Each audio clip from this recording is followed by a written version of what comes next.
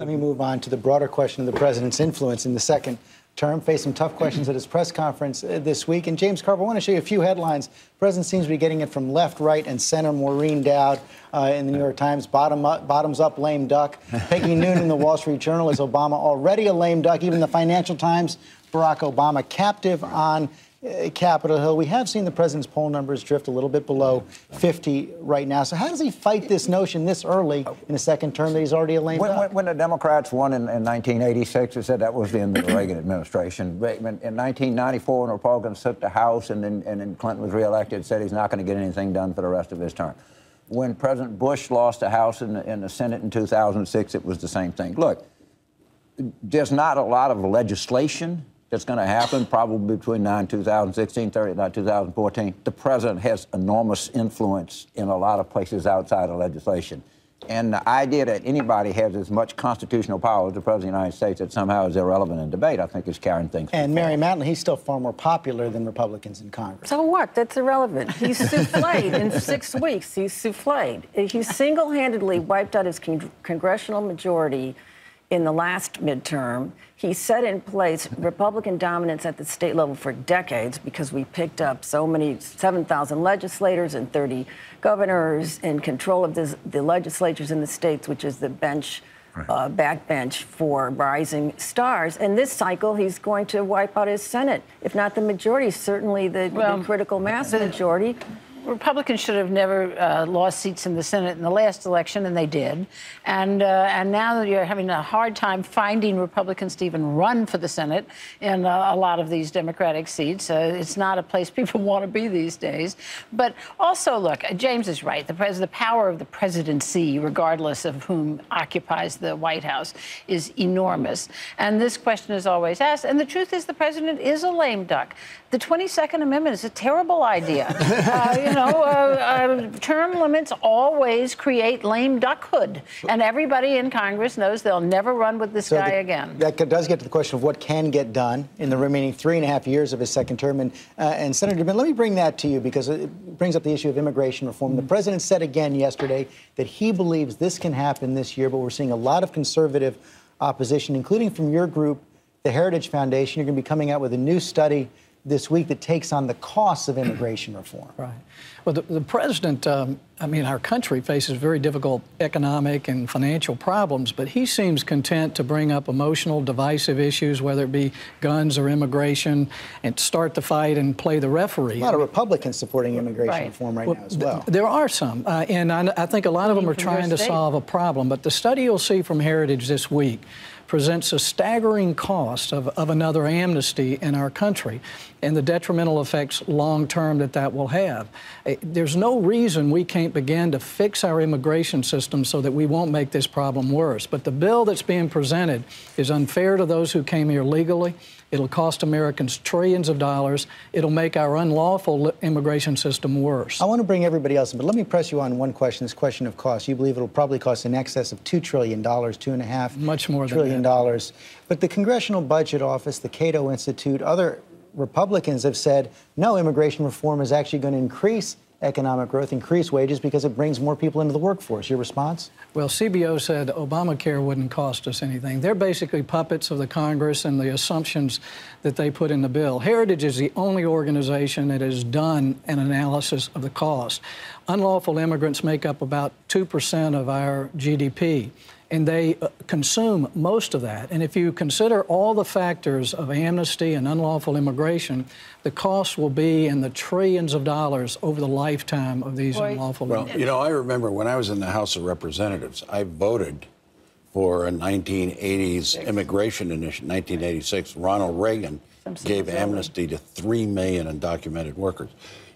I think, Senator, with all due respect, if the Republican Party wants to stay relevant in the Electoral College with Hispanic voters, they've got to be moderate on immigration. And I think what is happening today is the Senate has started out with a realistic bill. Although I'm, as a Hispanic, my beef right now is the path to citizenship. I think it's 13 years. Right. It's excessive. It's like becoming a Jesuit. It's like the cost is huge. There's all these tripwires you have to do. So You're not going to get anything more liberal through the Congress, though. Well, no, I realize that, especially when it gets to the House. But, you know, my hope is that a good part of the Republican moderate party is moving in the right direction. And I think if Senator DeMint and his organization saw that this is not just an important policy change for the country and the cost, Senator, but, you know, immigrants contribute to our economy. But, Mary, this does seem to be splitting the Republican Party right now, increasingly.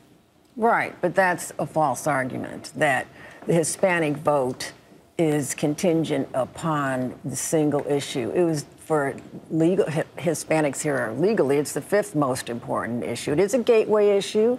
There needs to be better articulation, as Senator DeMint has tried to do and Senator Rubio have tried to do. They disagree on the assumptions in the dynamic scoring, because they say is absent from your study. But at least we're talking about real measures. We're not talking about the Christmas tree stuff that the president passed so easily, the college and things that everybody agrees with. It's a real approach with differences in the party, but if we do this because we think it's politically palatable as opposed to good for the country, and yes, it does take 13 years, and yes, it is as long as it takes to become a Jesuit. I think it would be worth becoming a Jesuit than an American citizen to all the tripwires and requirements. Look, it does divide the Republican Party. There's just no question about it. There are people in the party who can do math and who say, you know, this is a huge, fastest growing group in the country, and we can't afford to alienate them. And then there are people who say, but wait, I represent a congressional district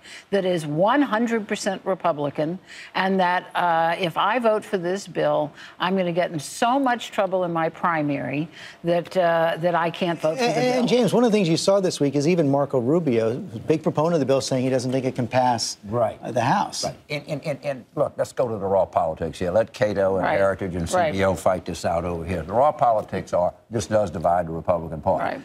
I was listening to Rush Limbaugh, all right, and he made the case. He said he love was telling. that. That's always a good sign. Look, we're Democrats. We listen to everybody. And he said, look, you're going, and this is what you hear from a political standpoint, you're going to bring all these people in, you're going to make them legal, you're going to help them do that, and they're not going to vote for you.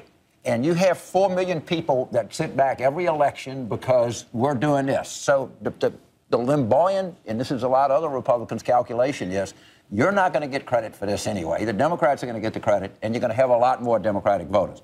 I don't say that I agree with that, but that's where the politics hits the ground, and there's a lot of opposition to the Republican Party there. Well, conservatives support immigration, and lawful immigration, particularly if it's merit-based, is going to build our country. Immigrants built our country. One of the primary reasons we oppose this bill, it's going to take away those opportunities that America gives the folks who come here unlawfully.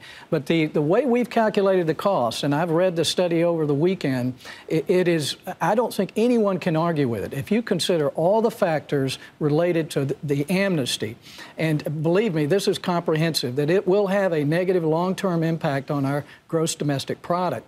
So we just want Congress for once to count the cost of a bill. They're notorious for underestimating the cost and not understanding the consequences. But Senator, how can you say an amnesty after it takes 13 years? The citizen track is very costly. You have to jump through a lot of hoops. Now, I agree. Background checks, make them learn English, make sure that they embrace American values. But, you know, to say it's an amnesty, it's not an amnesty. It's a path to citizenship. Right. And also, Senator, there's legal Mm-hmm. immigration provisions in this bill, legal, for thousands of engineers that want to stay here, software engineers that would be able to say. It's no accident that the business community is lobbying like crazy for this bill, that the agricultural community is lobbying like crazy for this bill. The AFL-CIO is for it. The Chamber of Commerce is for it. The big ag companies and the Chamber of Commerce is for it. The AFL-CIO is for it. We're going to have to take a quick break. I'm just going to repeat the question. Do you block this legislation this year or not? Well, it's difficult to say. I think if people read the bill, that it will be blocked, because once you get into it, just like Obamacare, it is not the way it's being advertised.